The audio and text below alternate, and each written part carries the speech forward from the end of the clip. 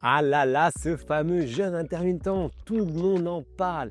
Tes amis sûrement l'ont fait, tu l'as vu partout sur les réseaux. Alors qu'est-ce que tu as fait? Tu l'as essayé. Tu as sauté le petit-déj, tu as peut-être tenu jusqu'à 12, 13 ou même 14 heures. Et au début, c'est trop cool. Ça a marché, tu as perdu peut-être 2, 3 kilos. Tu te dis, j'ai enfin trouvé la solution qui me correspond. Et là, pouf, tout s'est arrêté. Ou alors tu avais faim, vraiment faim. Ou alors c'était impossible à tenir avec ta famille, ton boulot, ta vie réelle. Ou alors tu rattrapais tout le soir sans même t'en rendre compte. C'est souvent ce qui arrive. Le jeûne intermittent n'est pas une arnaque, mais il est souvent mal compris et souvent appliqué de la mauvaise façon. Il peut aggraver exactement ce que tu pensais résoudre, ce que tu voulais résoudre. Dans cette vidéo, je t'explique ce qui se passe vraiment, pour qui ça marche et surtout pour qui ça ne marche pas et ce qu'il faut faire à la place si tu es justement dans ce deuxième cas. Allez, avant ça, si ce n'est pas déjà fait, alors abonne-toi à mon compte. Je t'avoue que ça donne de la force, ça me donne de la force parce que chaque semaine, je te partage des contenus de qualité pour que tu puisses vraiment t'en sortir directement. Est-ce que tu es prêt? Allez, let's go! Je commence toujours par expliquer parce que c'est très important que ton cerveau et que toi tu le comprennes. C'est quoi le jeûne intermittent? C'est quoi et ça sert à quoi? Allez, tu sais que je commence toujours par expliquer c'est quoi la thématique. Donc c'est quoi le jeûne intermittent réellement? C'est tout simplement une fenêtre alimentaire que l'on réduit. Le plus courant, en gros, c'est 16 heures de jeûne pour 8 heures de créneau où tu peux manger. Tu ne manges pas généralement de 20 heures à 12 heures le lendemain. C'est le protocole qui est appelé aussi 16-8. Et voilà ce que ça fait biologiquement quand c'est bien appliqué. Mais attention, j'ai dit quand c'est bien appliqué. L'effet numéro 1, ton insuline, qu'est-ce qu'elle va faire? Elle va baisser pendant le jeûne. Moins d'insuline, du coup, ton corps peut accéder à ses réserves de graisse. Et ça, c'est vraiment très intéressant. C'est là que la perte se produit réellement.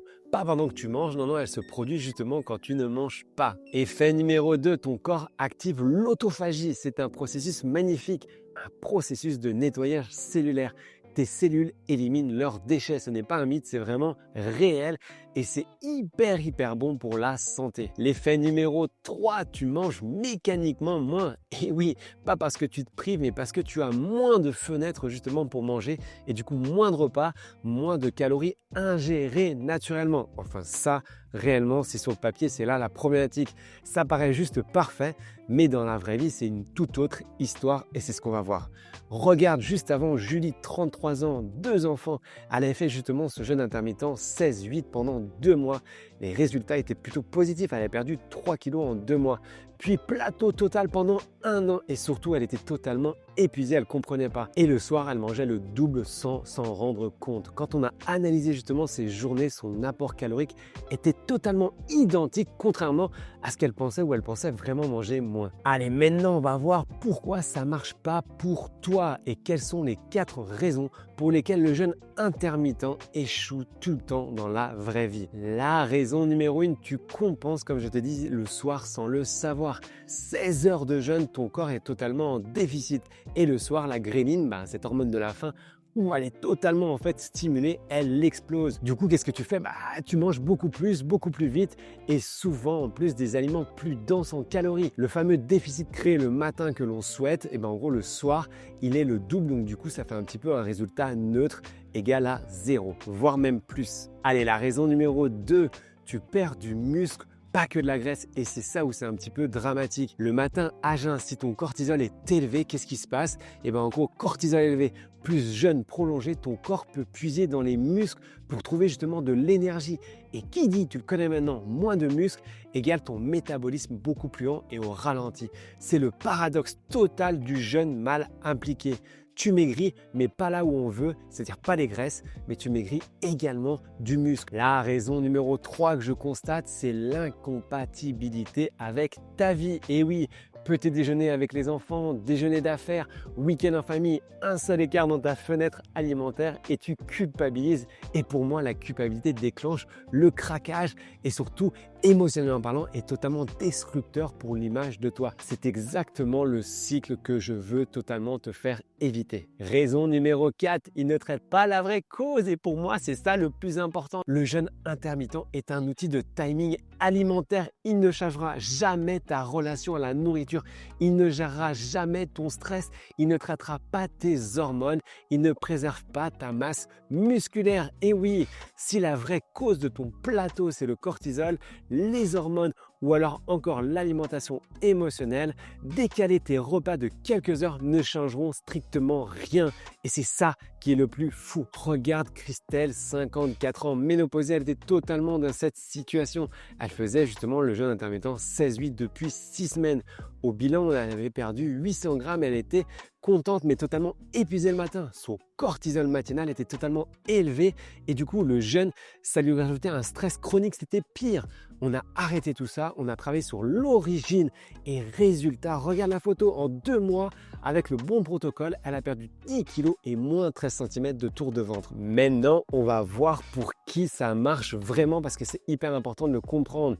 Le jeûne intermittent fonctionne pour certaines personnes. Pour moi et avec l'expérience de plus de 20 ans de personnes que j'ai accompagnées, il fonctionne bien si, retiens ça. En gros, si tu n'as pas faim le matin naturellement, si ton cortisol matinal est à peu près équilibré, si tu ne fais pas de sport intense à jeun, si aussi tu n'as pas, t'as pas de problème hormonal type périménopause ou ménopause ou postpartum, ou alors si ta vie te permet de manger sans contrainte familiale ou professionnelle. Et à l'inverse, il ne fonctionne pas si tu as faim dès le matin, c'est un signal juste hormonal réel, pas de la faiblesse. Si tu as des enfants et des repas familiaux le matin, ou alors il ne marchera pas si tu es stressé chroniquement. Le jeûne augmente le cortisol, retiens bien ça. Ou encore, il ne marchera pas si tu compenses systématiquement le soir. Ou alors, comme je le dis, si tes hormones fluctuent, genre postpartum, ménopause, périménopause, tout ça, ça ne marchera pas vraiment sur le moyen et long terme. Et voici ce qui fonctionne le mieux dans ces cas. 3 repas structurés avec environ 25 à 30 grammes de protéines à chaque repas. Attention, 25 à 30 grammes, va vite voir ma vidéo si tu ne l'as pas déjà vu sur les protéines. Ça ne veut pas dire 25 à 30 grammes de viande ou de légumineuses. Non, pas du tout. Et donc, ces 25 à 30 grammes, en gros, il faut bien qu'ils soient présents à chaque repas. Ce que j'appelle une vraie fenêtre alimentaire naturelle, pas imposée. Et ne pas sauter de repas, mais des repas qui tiennent vraiment, qui te fait avoir une énergie constante. Je dis souvent que la liberté, ce n'est pas de ne pas manger le matin, c'est la vraie liberté, c'est de ne plus avoir faim entre les repas. C'est vraiment quelque chose de très agréable. Et ça vient de quoi? De ce que tu vas mettre naturellement dans ton assiette. Pas de quand tu la manges. Et c'est pour ça que dans mon protocole FitMind 360, on n'impose jamais de fenêtre alimentaire. On structure naturellement les repas autour des protéines et des vrais signaux de faim, des vrais signaux qui sont différents des miens et d'autres personnes.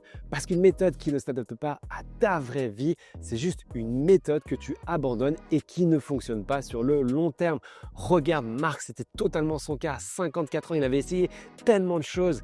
Il avait même essuyé le jeûne 16-8 pendant 3 mois. Plateau complet après avoir perdu 2 kilos. Du coup, qu'est-ce qu'on a fait au début? On a switché sur 3 repas protéinés sans fenêtre imposée.